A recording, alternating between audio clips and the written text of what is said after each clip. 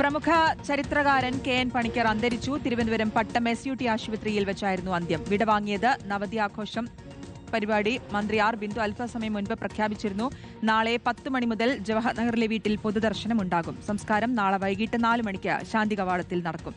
സുനിഷ അയലൂരിന്റെ വിശദാംശങ്ങൾ നൽകാൻ. സുനിഷ, എപ്പോഴായിരുന്നു അന്ത്യം? മറ്റു വിവരങ്ങൾ എന്തൊക്കെയാണ്?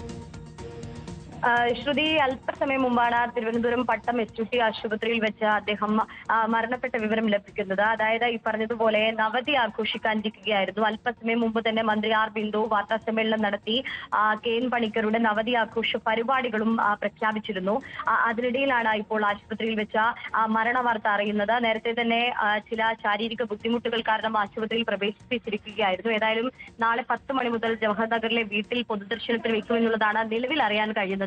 ശേഷം നാളെ വൈകിട്ട് ശാന്തി കവാടത്തിൽ സംസ്കാര ചടങ്ങുകളും ഉണ്ടാകും. നമുക്ക് 96-2001 E.K. നായനാർ സർക്കാരിന്റെ അവസാന കാലത്താണ് കാലടി സംസ്കൃത സർവകലാശാലയുടെ വൈസ് ചാൻസലറായി അദ്ദേഹം കേരളത്തിലെത്തുന്നത്. 4 വർഷം VC ആയി സേവനം അനുഷ്ഠിച്ചിട്ടുണ്ട്. തുടർന്ന് 12 വർഷത്തോളം കേരള ചരിത്ര ഗവേഷണ കൗൺസിലിന്റെ അധ്യക്ഷനായി പ്രവർത്തിച്ചിട്ടുണ്ട്. ചരിത്ര ഗവേഷണ കൗൺസിൽ അധ്യക്ഷനായപ്പോൾ തിരുവനന്തപുരത്തെ താമസക്കാരനായിരുന്നു. ഉന്നത വിദ്യാഭ്യാസ കൗൺസിലിന്റെ ആദ്യ ചെയർമാനുമായിരുന്നു. നിരവധി ചരിത്ര ഗ്രന്ഥങ്ങൾ രചിച്ച ഒരാൾ കൂടിയാണ് കെ.എൻ. പണിക്കർ. ഗുരുവായൂർ സ്വദേശിയാണെങ്കിൽ പോലും തിരുവനന്തപുരം പിന്നീട് താമസിച്ചിട്ടുണ്ടായിരുന്നില്ല. കലുഷിതമായ കാലം എന്ന പേരിൽ ആത്മകഥ ഒരു കഴിഞ്ഞ കുറച്ചു വർഷങ്ങൾ മുമ്പാണ് പ്രസിദ്ധീകരിച്ചിരുന്നത്. പിന്നീട് ഭാര്യ മരിച്ചതിനു ശേഷം അദ്ദേഹം മക്കൾക്കൊപ്പം ബാംഗ്ലൂരിലേക്ക് പോകുന്ന ഒരു സ്ഥിതി ഉണ്ടായിരുന്നു. വീണ്ടും തിരുവനന്തപുരത്തേക്ക് തിരിച്ചെത്തിയതായിരുന്നു. അതിനിടയിൽ ചില ശാരീരിക ബുദ്ധിമുട്ടുകൾ വരികയും SUT ആശുപത്രിയിലേക്ക് പ്രവേശിപ്പിക്കുകയുമായിരുന്നു. അതിനിടയിലാണ് അന്ത്യം.